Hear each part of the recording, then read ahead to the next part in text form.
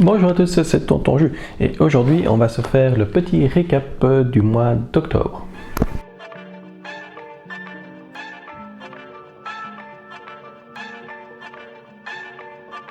Ok, alors on va commencer par quelques stats. Donc sur ce mois d'octobre, j'ai lu 7 livres, ce qui est plutôt pas mal. D'habitude, c'est plutôt 4.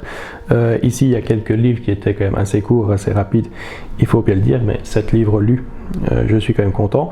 J'ai aussi lu un recueil de comics, Star Trek par John Prine, qui est quand même un volume assez épais, donc pas non plus. J'ai malheureusement dû abandonner un livre, c'était The Darkness Before Them de Matthew Ward, de mémoire. Malheureusement, la sauce n'a pas pris avec lui, donc ça j'ai dû l'abandonner. Alors au-delà des statistiques, je vais pas présenter chaque livre que j'ai lu ici. Si vraiment vous voulez voir en détail tout ce que j'ai lu, je vais plutôt vous renvoyer vers mes vidéos hebdomadaires que je fais, où là je parle de manière exhaustive de tout ce que je lis. Mais ici j'ai choisi 4 livres ce mois-ci, du mois d'octobre, qui m'ont marqué, dont je souhaite parler, parce que ça s'arrête de parler des livres que je n'ai pas aimés. Mais donc du coup, on va commencer avec The Eye of the World de Robert Jordan. Donc, fantasy, fin années 80 et début 90. Je ne vais pas dire que c'est du classique, mais c'est quand même fort différent des livres modernes, parce que j'ai lu, cette année-ci, j'ai lu pas mal de fantasy moderne, et j'avoue que le style moderne actuel me déplaît assez fort comparé à un fantasy ici du deuxième moitié du 20e. Bref, celui-ci assez bien aimé, donc on est vraiment sur la epic fantasy où on a des personnages qui vont partir pour une quête, etc. Donc on a les gentils, on a les méchants. C'est entre guillemets du classique par rapport à ça, ce qui parfois n'est pas une mauvaise chose. Mais donc je dois dire ici, le style de Robert Jordan fait que personnellement je l'ai absolument dévoré. Donc ça, il y a vraiment quelque chose au niveau du style et la prose de Jordan qui fait que j'ai pas su m'arrêter. J'avais tout le temps envie de continuer. Alors oui, je me rappelle dans la deuxième moitié, ça devient un peu répétitif.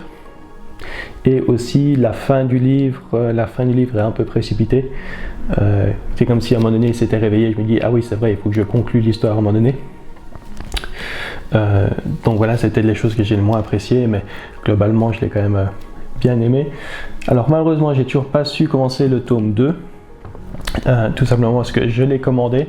J'ai commandé cette édition-ci, couverture rigide, l'illustration des années 90, etc. Donc c'est une belle édition, donc elles sont entre 30 et 40 euros, suivant où vous arrivez à les trouver. Et malheureusement pour moi, le livre est arrivé quand même assez fort endommagé, il était même déchiré par endroits. Et donc à ce niveau-là, j'ai préféré le renvoyer plutôt que le garder, parce que vu le prix. Donc pour l'instant, je suis un peu frustré niveau fantasy, puisque j'aimerais bien quand même lire la suite. J'avoue que je suis quand même fort attiré de lire la suite, de voir où ça va. Mais pour l'instant, je ne sais pas le faire. Alors pour continuer avec de la fantasy de la même époque, un peu plus tôt, on est ici en 85-86 pour celui-ci. Donc c'est Daughter of the Empire de Raymond Ifest et Jenny Wirtz. Alors c'est techniquement une trilogie qui se passe dans le monde Riftoir, enfin dans le même monde que la saga Riftoir de Raymond Ifest, mais globalement il n'y a pas besoin d'avoir lu ces livres-là pour comprendre ici l'histoire. C'est une histoire complètement indépendante. Et pareil, donc ici c'est une trilogie, mais le livre marche très bien comme un standalone. Vous avez réellement une histoire complète dans les livres par rapport à ça, il n'y a pas de souci. Alors l'histoire en elle-même, c'est vraiment une intrigue politique. Ça va. Donc c'est vraiment des machinations politiques. C'est vraiment, on a ici Mara, qui est la daughter ici en question, et qui est sur la couverture d'ailleurs, c'est elle. Donc on a la daughter qui fait vraiment des machinations politiques, etc. Je vais pas dire sa motivation, je vais pas spoiler ça. Et donc c'est assez chouette, surtout qu'ici la façon dont elle fait ça, c'est vraiment utiliser sa propre culture, la propre culture du monde, pour vraiment inciter, pour réellement faire toutes ces machinations politiques. Donc c'est un livre très bien fait à ce niveau-là, très intelligent à ce niveau-là. Alors la première partie est là aussi un peu répétitive au début, on se dit que c'est un peu trop facile pour elle, etc. Mais la deuxième partie est quand même excellente. Donc oui, ici j'ai aussi commandé le deuxième tome de celui-ci. Je ne l'ai pas encore reçu non plus, mais ici c'est un bon livre et c'est une chose que j'ai bien apprécié. Le livre fait 400 et quelques pages et il est vraiment concentré vraiment sur cette intrigue politique et sur ces personnages-ci. Et donc ça fait plaisir d'avoir un livre comme ça où on est vraiment concentré sur une chose et on reste dessus et c'est bien et on le fait bien. Ce qui n'est pas le cas de tous les livres. Et je vais faire la transition avec justement un livre qui est à l'opposé de ça. C'est Demon in White de Christopher Ryoko. Donc ici c'est le tome 3 de la saga Sun Eater. On est dans de la science-fiction, dans du space opéra. Et je dis ça parce que globalement c'est ça qui me frustre énormément avec ces livres. Il y a une histoire fantastique dans ces livres-là, mais qui est souvent ensevelie sur beaucoup de choses superflues. C'est ma principale critique ici du livre. C'est qu'on a une belle histoire, mais qui est chaque fois ralentie et ensevelie sous différentes idées de Ryoko. Et parfois j'aimerais lui dire à Ryoko de se calmer un petit peu, de se concentrer sur une seule idée et de faire ça bien plutôt que d'ajouter différents concepts et différentes idées dans ce livre, parce qu'à un moment donné ça gêne la lecture. Alors aussi l'autre chose qui m'a dérangé aussi, c'est le manque d'intrigue réellement, et donc c'est un peu pareil, il n'y a pas d'intrigue réellement parlée qui traverse le livre. On a l'intrigue qui commence au début du livre, fantastique, mais elle est résolue dès le premier acte. Et donc du coup le premier acte, plutôt que de lancer l'histoire, c'est coupé net. Parce que l'intrigue est résolue, on a même un petit chapitre épilogue pour tout ça. Et je me rappelle, on peut littéralement prendre les 250 premières pages et les publier à part et sortir un livre comme ça, et ça marcherait, c'est une histoire complète. Et donc du coup, après le premier acte, il y a différents fils d'intrigue qui recommencent, mais il n'y a pas un fil, il n'y a pas une intrigue réellement qui va du début à la fin du livre, et c'est un peu dommage, quoi. Le final du livre, très bien fait, un peu long, c'est le problème de Ryoko, un peu long, mais le final du livre n'est pas la culmination du reste de l'histoire. C'est vraiment un grand événement qui se passe à ce moment-là, tout simplement. Et donc ça, c'est un peu dommage. Par contre, donc, ce que j'adore avec Ryoko, c'est le style de Ryoko. Il a un style quand même assez descriptif que personnellement j'adore.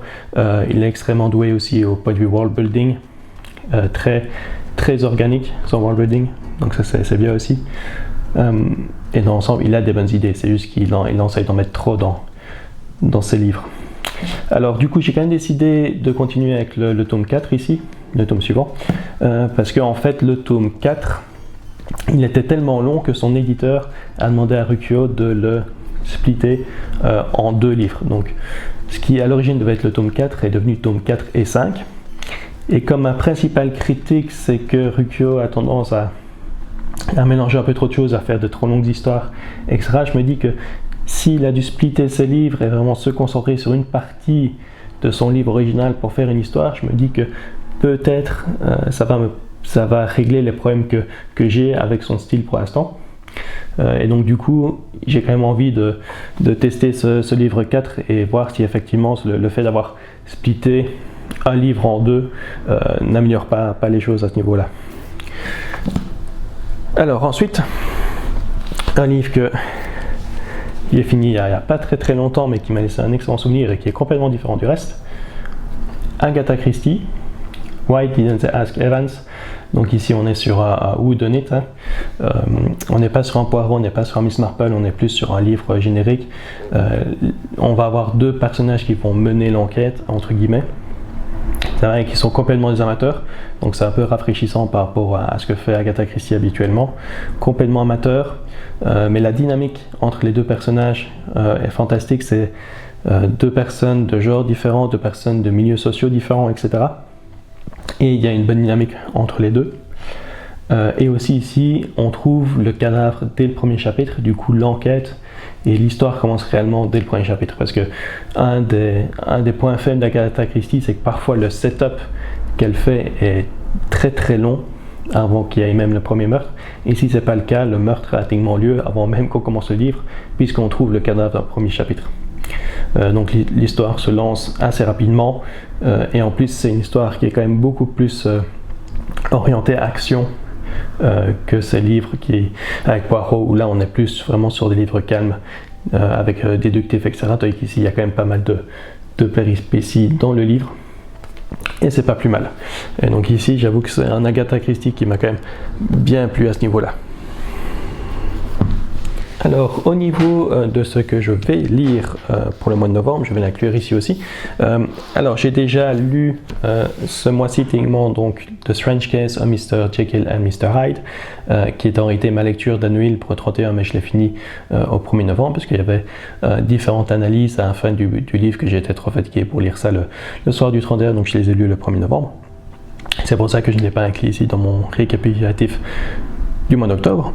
Et alors, j'ai aussi depuis commencé celui-ci, Best of Call par Joe Abercrombie, puisque j'étais un peu, comme j'ai dit, un peu frustré niveau livre fantastique, puisque j'ai des livres qui devaient arriver, malheureusement ils arrivent chaque fois endommagés, donc du coup je suis un peu frustré par rapport à mes livres fantastiques pour l'instant. Donc je voulais quand même essayer un livre où j'étais à peu près sûr d'aimer, puisque Abercrombie, même si il n'est pas parfait, il a quand même un style qui me convient assez bien. Donc il a un style et une prose assez détaillée, son style est plutôt lent, et de manière générale c'est vraiment ces livres-là, ce style-là que j'aime bien. Et pour l'instant je suis pas encore au quart, donc je vais être plus ou moins à un cinquième du livre, plus ou moins donc à 20% du livre. Ça c'est bien, donc ici on est sur une histoire fantastique dans ce monde de la première loi. Peut-être pas aussi original que la première loi. Là, donc on est ici dans des trucs beaucoup plus classiques, mais globalement maintenant ça se passe bien. Comme j'ai dit, c'est avant tout le style d'Abercrombie que personnellement j'aime bien, et à ce niveau-là c'est assez similaire à sa trilogie de la première loi. Donc ça c'est pas mal. Alors quoi d'autre pour ce mois-ci? Il y aura à la fin du mois la biographie de Steve Davis, qui est un joueur de snooker, et donc je vais profiter du championnat du monde du Royaume-Uni qui a lieu fin novembre pour lire le livre en même temps, pour être un peu dans l'ambiance. Et alors il y aura aussi, je pense que c'était The Making of Star Wars que j'ai comme livre non fictionnel que j'aime bien lire. Oui, c'est ça, je l'avais mis quand même dans ma liste. Donc Making of Star Wars, A New Hope, que ça fait des années que ça traîne, je ne prends jamais le temps de lire, mais je vais essayer de le lire avant la fin de l'année, donc je vais probablement le faire ce mois-ci aussi. Également pour le reste du mois de novembre, je ne me suis pas réellement fixé d'autres choses, donc ça va se faire un petit peu à l'humeur du chef. Et donc probablement il y a aussi un livre qui me plaît de l'œil, c'est Ubik de Philip K. Dick, donc qui est un livre de science-fiction. Ça fait quelques fois que je lis le dos de la couverture pour voir l'histoire. Il y a pas mal de choses qui m'intriguent ici, rien que dans la quatrième de couverture. Donc c'est un livre que je vais probablement lire ce mois-ci aussi. Alors niveau vidéo publié ce mois-ci, j'ai notamment fait un vlog pour ma lecture de La Roue du Temps tome 1. J'avoue, je ne suis pas sûr que je vais continuer à faire des vidéos comme ça, parce que non seulement c'est un peu pénible à éditer, c'est un peu pénible à filmer, et à éditer, et ça n'a pas été nécessairement hyper bien reçu en termes de vues, etc. Par contre, j'ai aussi commencé à faire donc mes vidéos hebdomadaires sur mes lectures de la semaine à chaque fois. Au début je l'ai publié le week-end, finalement maintenant je l'ai publié mercredi, et c'est pas plus mal. Apparemment, au point de vue analytique, c'est un peu mieux de les publier le mercredi. Et donc comme ça me permet de faire un peu le récapitulatif de ce que j'ai lu la semaine précédente, et ces vidéos-là sont de manière générale assez bien reçues, donc ça fait plaisir. Et j'ai aussi fait une vidéo sur mes achats du mois d'octobre. Je ne vais pas revenir sur tout ce que j'ai acheté au mois d'octobre, il y a une dizaine de livres de mémoire, certains que j'ai déjà lus, malheureusement pour moi, puisque je ne les ai pas aimés. Enfin, il y a un livre en particulier que je n'ai pas aimé, mais je n'ai pas envie de revenir là-dessus. Mais donc globalement ici, de bonnes vidéos qui dans l'ensemble sont quand même assez bien reçues, et on a quand même des abonnés qui s'abonnent de manière générale à chaque fois que je publie une vidéo, donc ça c'est bien aussi, c'est ce qu'on veut. Et alors la semaine passée j'ai aussi publié ma vidéo, donc 6 conseils pour augmenter son volume de lecture, donc pour augmenter le nombre de livres lus, qui elle aussi en termes d'analytique a été assez bien accueillie. Ça va donc au niveau durée, moyen de visionnage, etc. Les statistiques sont plutôt bonnes, donc assez content de l'avoir publié celle-là. Alors c'est tout pour cette vidéo, parce que ça ne sert à rien de faire des vidéos trop longues non plus. De manière générale, j'ai parlé de tout ce que je voulais parler, donc ça c'est bien. Si vous avez aimé la vidéo, n'hésitez pas à liker et à vous abonner. N'hésitez pas non plus à laisser des commentaires si vous voulez, qu'ils soient positifs ou négatifs, tout est bon à prendre. Et moi je vous dis à bientôt pour la prochaine vidéo qui sera donc en principe mercredi.